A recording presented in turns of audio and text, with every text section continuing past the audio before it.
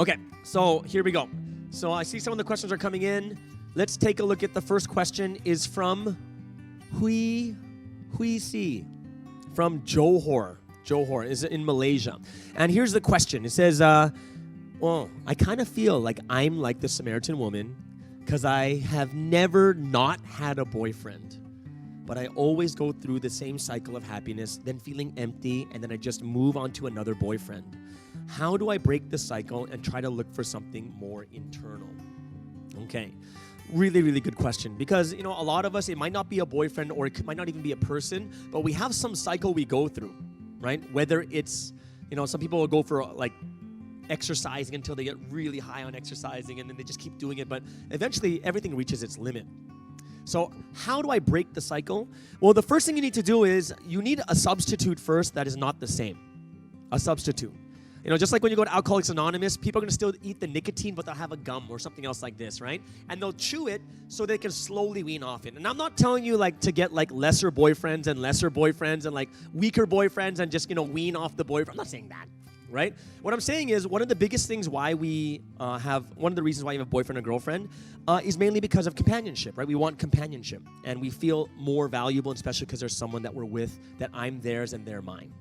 The thing that's kind of unfair though is if it becomes more of a habit, because now it's no longer about whether I love this person or not. This is more about I just need someone there and I feel safe. And it becomes something where it's not about the guy anymore. It's just you need someone there.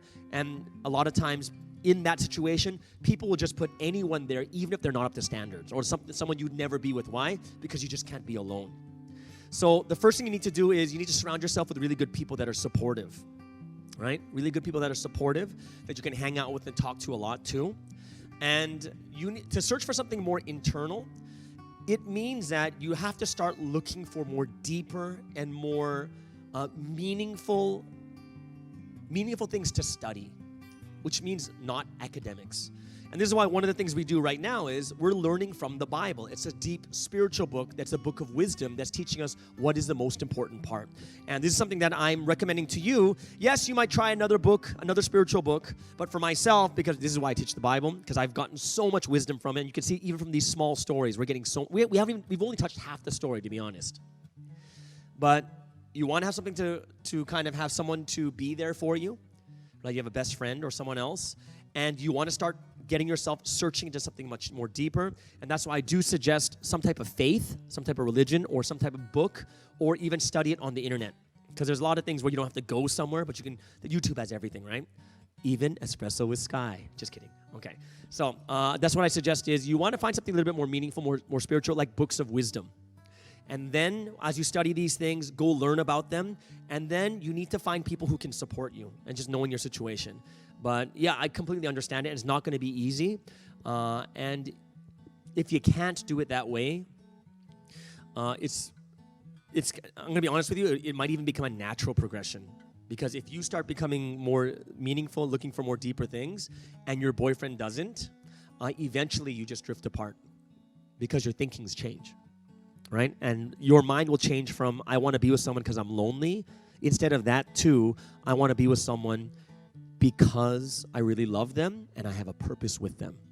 Right? And that changes a lot in the future. Let's take a look at Ken in Singapore. Ken in Singapore says, I'm searching for something more fulfilling too, but are you saying that I should become a Christian? And the answer is, well, in my opinion, this is my opinion is yes. Why? This is because that's what I'm doing, and that's what I'm feeling fulfilled. I'm getting a lot of wisdom and answers about how to live life. So that's what I would personally say. But in a general sense, no, you gotta search and find something. And I'm not even going to say that you have to become a Christian. I'm not going to even say that. Why? Because the first thing that has to happen is, what's the point of being a Christian if you have no idea what it means? That's why, for some of you out there, it's better, we do have, more Bible studies that we have that you can sign up for. I do believe there's a sign-up sheet, right? There is a sign-up sheet that you can look for in the links that they'll be posting up. So, I suggest that you guys try it out. I'm not saying, oh, you're a Christian now because you take Bible study. Nothing to that.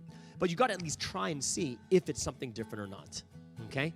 Jonathan in Kuala Lumpur says, why do these physical and material desires never last? And the answer is, it's because they're physical. Everything physical has a shelf life.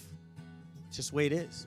Even this plastic, if you let it sit there for 10, 20, 30 years, it decomposes or it gets old and you can't use it anymore.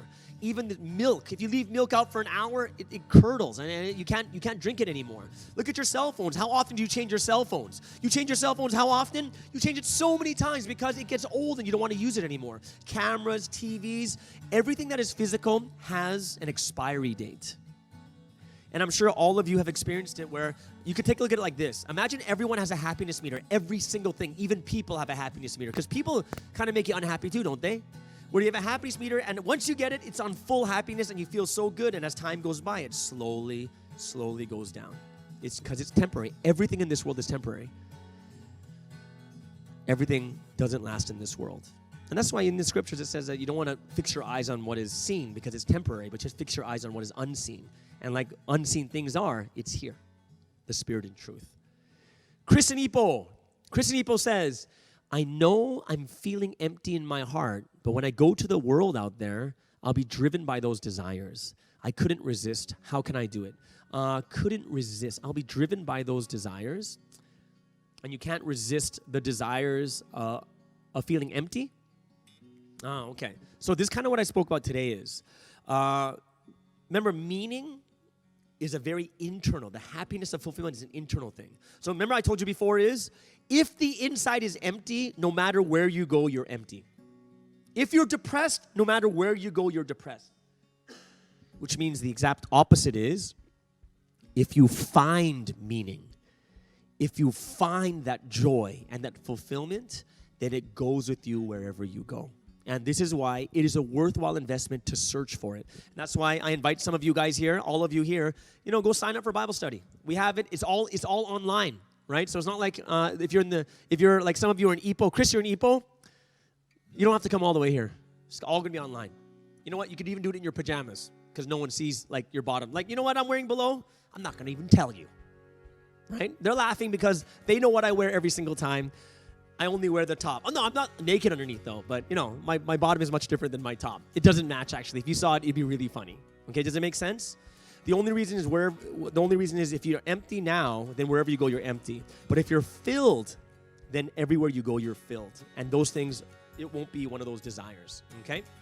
Let's take a look at Janet Wong. Janet Wong's in Kuala Lumpur, KL. And she says, how can we search for ourselves? Now, this is an amazing topic. We should do a separate one on this, but I'll tell you two different ways you can do it, right? But I'm going to tell you what the easiest way is. There's a very, very easy way. Look at this phone, okay? I have a phone here. Now, imagine we've never seen a phone before. How would you know what it is? And people say to me, well, you just got to try it out, and you keep trying it out and just see what it is, and then eventually you'll find what the purpose is. And the answer is no. Because if no one ever tells you, you may think that's the purpose, but you'll never know. It's like this too. In your life, what is your purpose? Like, what job should you do? There's like 1,000, more than 1,000, like 10,000 different jobs you can do. Do you know which one the right one is out of all of them? So how do you know? Well, I just got to try out as much as I can. But in your lifetime, how many of those 10,000 jobs can you actually try? And the answer is like, what, 5? And do you think that from the 5, you really found exactly what you're supposed to do? And the answer is no. How would you know? Well, if I want to figure out what this actually does, there's a label on my phone. Oh, I'm so embarrassed. It says Huawei. Sorry, I got a Chinese phone. But yeah, so it says Huawei, right? Well, it's only because there's something happening, but I'm satisfied with my phone. But it says Huawei, which means what? It means that it has an owner. And if I go to the owner and I go to Huawei and they say, hey, what's going on? What is it? And they'll tell me, oh, it's a phone. You get to call people, receive calls, you can text message. It's for communication. Then I know exactly what it is. The problem that we go through in life is when you search for who you are and you search for, yourself, the biggest problem is, who would you ask? And of all the million things that you could do, which one's right? Do you think another human would know? Haven't you ever been through that, Janet, where it's like, I don't know what my major should be. And then what happens? Your parents are like, be a doctor. I don't want to be a doctor. Be a scientist. I don't want to be a scientist. And then you go around searching all the majors and it's really hard. I don't know what to do. You go to your friend and you're like, hey buddy, I don't know what major I should do. What should I do? And you know what your friend says? Man, you'd be so good as an engineer because you're like so good at these types of things, right? And you're like, oh, wow, thanks. And then you ask, what are you going to do? She's like, I don't know. What do you think I should do? People don't know what they can give advice to other people. They don't know what they're going to do themselves. No one knows. And that's why one of the things that you think about to yourself is, if there's a creator, if there's something, I'm not going to say God. I'm just saying if there's a creator up there, if there is, then there has to be a purpose. Why? Because every single thing we do is created with some reason, right? No one creates this for no reason. There's a reason you create it. Everything in this world has some reason why it's created, right? So if there's a creator, there's a purpose. Which means that if you ask the creator, if you learn about the creator, you learn about yourself. Now, imagine there's no creator. This is where the dilemma is. If you're random and there's no creator, this is the thing that's really difficult. If no one made you and you're random, then anything should be okay because there's no purpose. There was no reason you're made. You're just random. Just do whatever you want and you should be fine. But the interesting thing is, we're never fine with it. It's like you have something in your heart telling you, I have a purpose to be born. And this is why many people start to, I'm not going to say be a Christian, I'm not going to say that. I'm saying start to study and figure things out. Okay, Janet? Thanks. Last question today from Cielo. Cielo. That's like my name in, that's like my name in Italian. Cielo. Okay, cool. With all the pain and suffering the world is currently going through, how do you explain to people that God is good? Okay, well, this is something that's a very interesting question because there's a lot of suffering in this world. This is something that I do want to cover a little bit later, but I do want to tell you one thing that's very, very interesting, okay? I just want you to think about this deeply. If you had a son, okay, everyone, if you had a son, think you had a son you loved to death. And this son, let's pretend, did something wrong. Okay? And then you're like, hey, don't do that. And they're like, okay, sorry, Dad, I won't do that anymore. They do it again. Hey, what I tell you, son? I'm not going to do it. And then they do it 10, 20, 30, 40, 50, 100 times. Now, eventually when you punish the child, my question to you is, do you punish the child because you're bad? Or do you punish the child because you love them and you don't want to see them continue to do bad things? Right? Isn't it like your parents are bad because they punish their children? No, that doesn't make any sense. Just because there's pain and suffering does not mean that someone is bad. It doesn't. Because when I look at my parents, I look back now of when I was spanked. Last time I was spanked was when I was like 14. And I'm like, I deserved it. I'm like, I deserved it. I really did. And I look at my parents, I'm like, wow, thank you for doing that because it put me back on the straight path. Your parents love you, and that's why if you keep going a certain way, they don't want to see you become a criminal. They don't want to see you do bad things. And out of love, because they're good, they want to put you back on the right track. But sometimes it requires something a little bit stronger, right? So that's the only, like, we can go into a little bit more deeper later, but that's my question to you is, just because someone inflicts pain or suffering, does it make them bad? And the answer is absolutely not. Absolutely not. Okay? And we'll go over a little bit more deeper later, but I hope that gives you something to think about for the future. Well, that was the last question for today. I hope that you guys really had a good time. Next week, once again, on Lockdown Tuesday, like our lockdown ends next week, so after next week, we might have a different name. Unless you guys are still locked down, then I can still call it Lockdown Tuesday. I know Singapore is locked down until June 1st, so we can still be called Lockdown Tuesday then. But we'll see how long this lockdown goes. Ours might be done by next week. So everyone, have a wonderful day, and we'll see you again. Make sure to like the Lord's Love Church Facebook page. Also, subscribe on our Espresso with Sky YouTube page, and we have all the different lectures over there and question and answers too. Everyone, have a wonderful night. See you later. See you next week. Bye-bye.